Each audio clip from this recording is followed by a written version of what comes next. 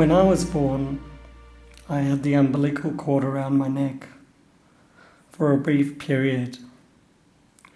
This caused a lack of oxygen to my brain and led to me having a disability called cerebral palsy.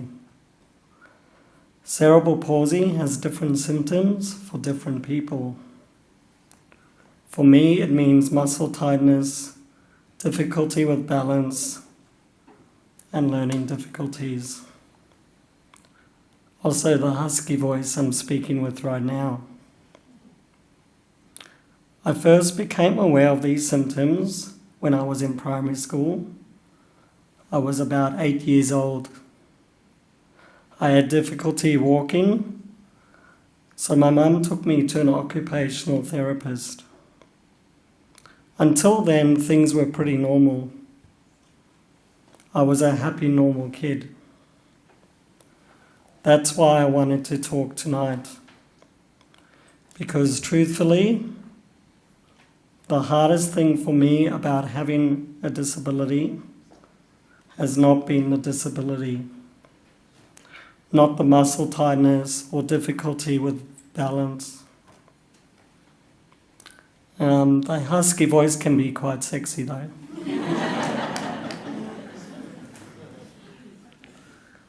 The hardest thing about having a disability for me was high school. Because instead of being encouraged and included, I was bullied. Early on, I had a few friends and we would go out. But sometimes it was a struggle to talk and discuss things. I never felt like one of the boys. And as the years went by, the friends I had drifted off. They seemed to care more about being popular than anything else. It was hurtful, like they felt ashamed to be around me. One time I was at a friend's place. My mum came over and she saw on the fridge an invitation to a birthday party of a girl in my year. Everyone was invited except for me. That was one of the worst experiences. It just didn't make sense.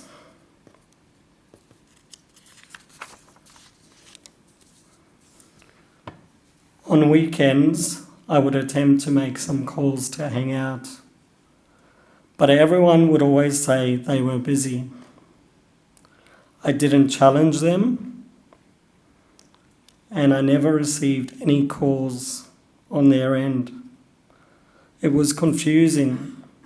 I was thinking, how can suddenly, after years of being friends with these people, and now they don't want to be friends anymore? I spent many weekends alone, while everyone else attended events like birthdays or bar mitzvahs. Then when it came to my own bar mitzvah, there weren't many people I felt I wanted to invite. That's not the way it should be. That's not a community. At school, there was a nickname I was called, which was Turkey. I'm not sure if it was a compliment or an insult. People would call out to me, "Hey, there's Turkey." And I would respond, "Hey." And I would wave because I felt accepted. But then I would be sitting at the tables at lunchtime. Everyone would get up and go and do something that didn't include me. They wouldn't even say anything. Or they would play sport and I would try to join in, but no one passed me the ball. I felt betrayed a lot and angry and sad. I didn't have anyone to hang out with besides my parents, which is not what you want at that age.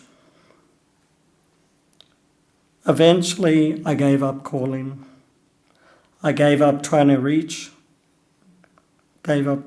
out to people, and just accepted that this is how it's going to be for the rest of my school days.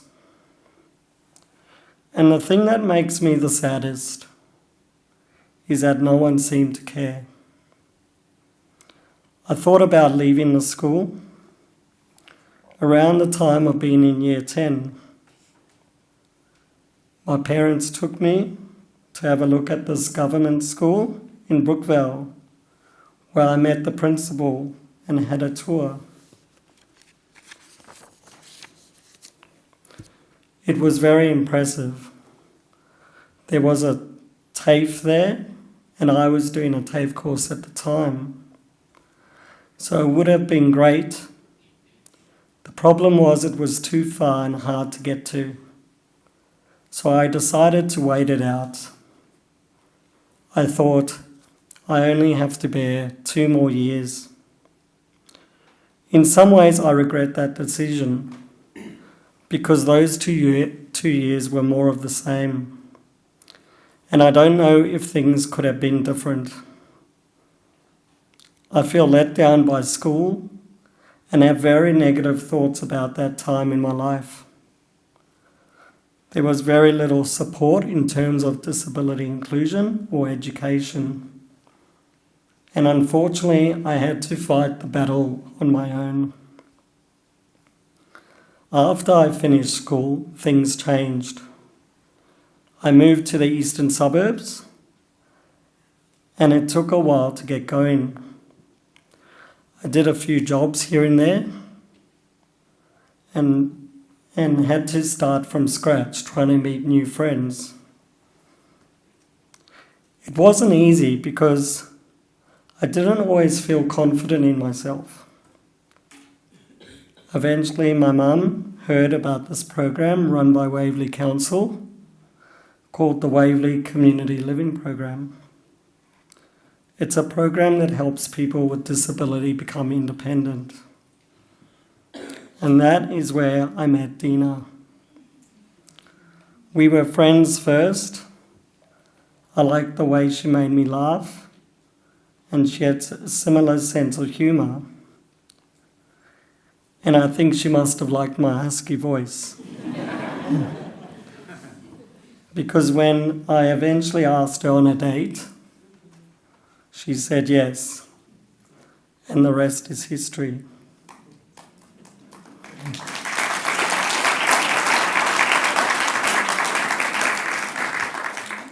We were married in January 2018. I also joined Maccabi Tempen Bowling, where it turns out I was a natural. I made some really nice friends. They were encouraging and happy to have me, and I still bowl to this day. But maybe the most significant thing I ever did after I moved to the East was a film course at Fox Studios. That's how I found my talent and calling. One day we were working on this film, and the tutor asked me to come upstairs.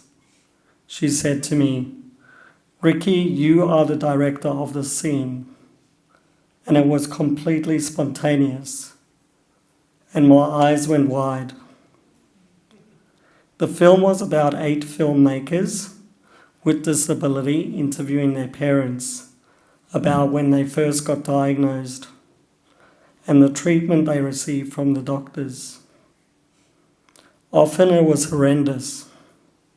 The comments that came were, "Your child will never be able to walk or dance or achieve anything." You would think there would be a bit more optimism. And thankfully, every one of us has proved them wrong. We have all achieved more than anyone could imagine for us. In film school, I felt like for the first time I was seen and heard.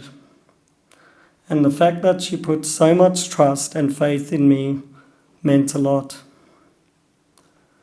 There was a sense of inclusion and acceptance, and to be recognized as a filmmaker and being able to make such an impact on the film was something I will never forget.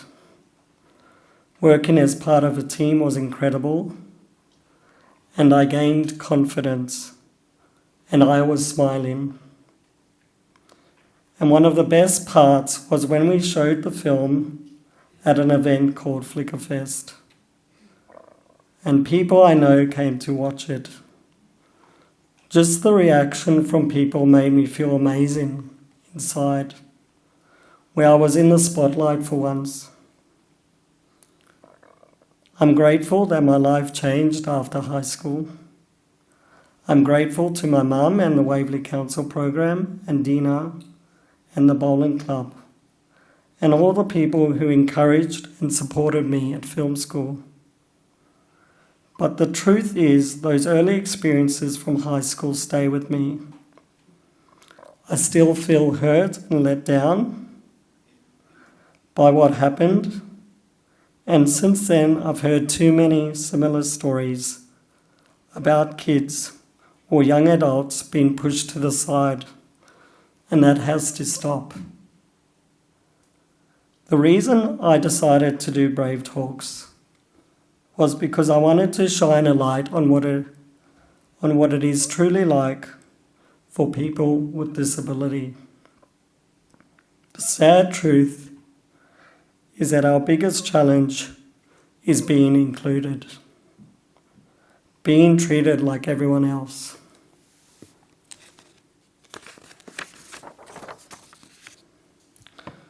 Not judged or left out or looked down at. I hope that listening to my story, you can see what encouragement and inclusion really means.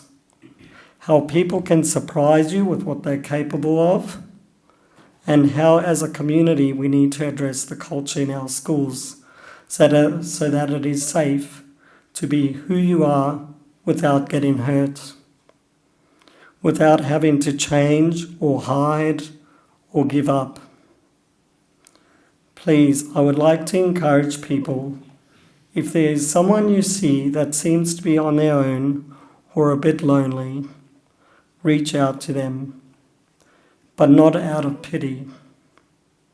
Reach out because you want to engage with them and be open to the idea that people with disability, like myself and other people, are exactly the same as an able-bodied person.